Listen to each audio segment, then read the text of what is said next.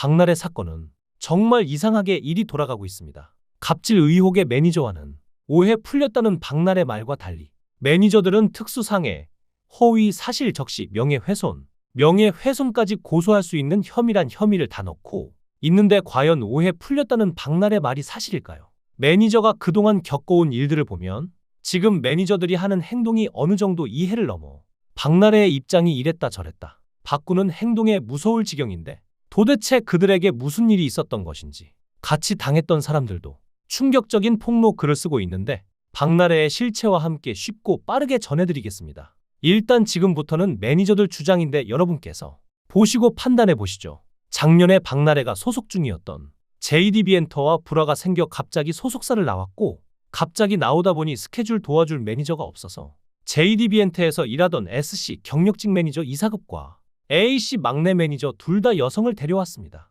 이때 월급이 아닌 7대 3이나 8대 1호 지분 형식으로 계약해준다면서 꼬셔서 데리고 나왔습니다. 조건이 좋다고 생각한 두 사람은 멀쩡한 직장인 JDB를 버리고 박나래를 믿고 함께 일하기로 합니다. 하지만 나오자마자 박나래가 말이 바뀌기 시작했습니다. 당장은 상황이 안 되니까 1년 뒤에 계약을 해준다며 월급 300만 원 정도로 일해달라고 합니다. 월급 300만 원이 작은 돈이 아니니 말이 다르지만 앞으로 상황이 좋아지지 않을까 기대하면서 일단 일을 시작합니다. 하지만 박나래가 직접 전 소속사에서 좋은 조건을 제시할 정도로 정예 멤버로 뽑힌 상황과 달리 두 매니저는 박나래의 허드렛일 잡일 등 엄청난 일을 시작합니다. 특히 나래바 술파티가 있는 날엔 24시간 대기해야 했다고 합니다. 여기가 충격적인데 나래바 세팅 준비 다 해야 했고 대기했다가 파티가 끝나면 뒷정리까지 다 해야만 했습니다. 매니저라는 일이 스케줄 관리, 출연료 협상, 계약, 방송사와 제작사 조율,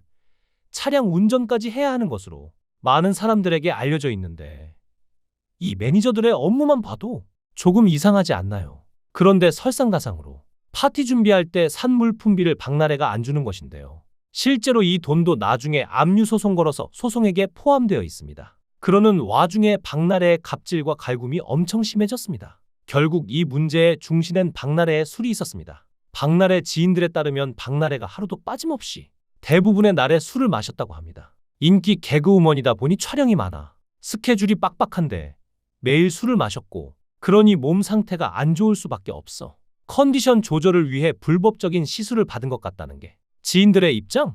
술을 강요하거나 안주나 재료를 제대로 사 오지 못하면 불호령이 떨어지기 일쑤였고 그 과정에서 박나래가 화가 나서 매니저에게 와인잔을 던져 매니저가 유리 조각에 손등을 맞아서 응급실까지 가는 상황까지 벌어질 정도로 박나래의 갑질이 심해져 갔습니다. 술만 먹으면 이 지경에 이르자 참다 못한 막내 매니저가 그만두려고 하자 이사금 매니저인 S씨가 조금만 버텨보자고 설득해서 버텼습니다. 그러다 올해 11월에 박나래가 1박 2일로 예능 촬영을 가게 되는데 여기서 사건이 또 터집니다. 두 매너지가 필요한 거 있으면 말해달라고 챙겨놓겠다고 몇 번을 얘기했지만 박나래가 몸만 갔다 올 거라고 필요 없다고 재차 필요 없다고 얘기했고 그러다 출발 당일날 박나래의 60평집에 스타일리스트와 헤어 전문가 불러서 서비스 받고 있는데 희한한 요구를 합니다. 박나래가 촬영용으로 필요한 것도 아니고 밤에 또 장도연이랑 촬영 같이 하는 지인들과 한잔하기 위해 와인잔 찾으라고 S씨와 A씨에게 지시합니다. 60평 아파트에서 둘이 2시간을 찾았는데도 못 찾았고 그랬더니 박나래가 처음 보는 스타일리스트와 헤어 디자이너 앞에거 개같이 갈굽니다. 그리고 이번엔 헤어 디자이너와 스타일리스트 그리고 매니저 2명 포함해서 다시 와인잔을 또 찾게 됩니다. 여기까지만 해도 매니저들이 충분히 이건 업무를 넘어섰다고 생각하고 그만두려고 할 텐데 못 찾자 또 매니저 2명에게 화를 냅니다. 이 사진은 나혼산? 시청자들이라면 재미있게 봤던 유명한 장면으로 마당에 흰옥기 노천탕을 세팅하는 장면입니다. 당시 TV에서는 혼자 다 한 것처럼 나왔지만 사실은 하루 이틀 만에 설치해달라고 해서 직원들이 밤새 일했고 직원들에게 고맙다는 말조차 하지 않았다고 하는 한 네티즌의 이번 폭로도 매니저들의 말을 뒷받침하는 것 같아 보이는데요.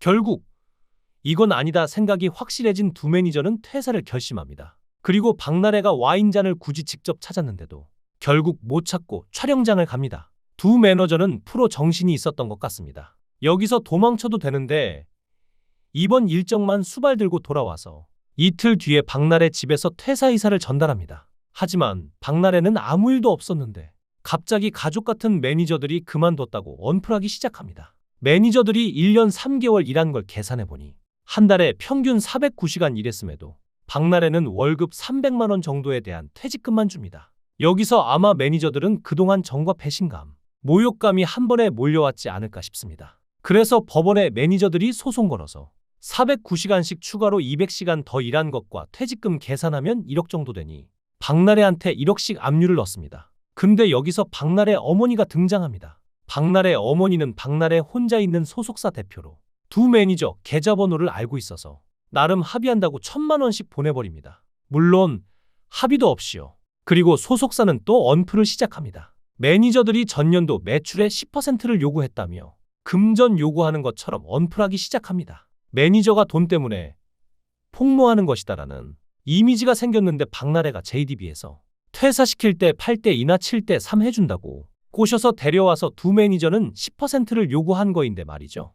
현재 매니저들이 전년도 매출 10%씩 요구는 법원 가봐야 알 수 있지만 실제로 추가금 무수당과 그에 대한 퇴직 금정사는 박나래가 매니저당 최소 5천 이상씩 줘야 하는 상황으로 보입니다. 이것뿐만 아니라 주사 이모와 그동안 박나래가 했던 행동이 사실이라면 다른 곳에서도 또 다른 피해자들이 제보하지 않을까요?